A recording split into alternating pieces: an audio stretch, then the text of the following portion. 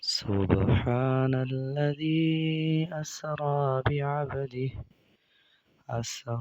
بعبده ليلا من المسجد الحرام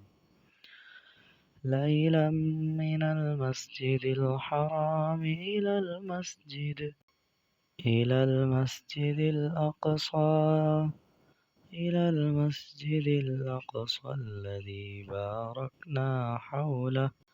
باركنا حوله لنريه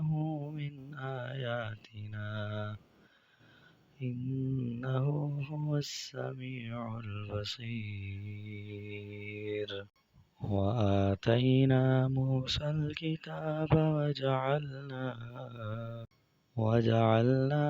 هدى لبني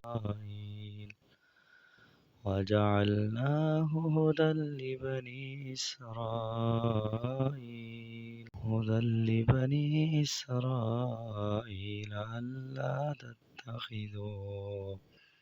ألا تتخذوا من دوني وكيلا ذرية من حملنا مع نوح إنه كان عبدا شكورا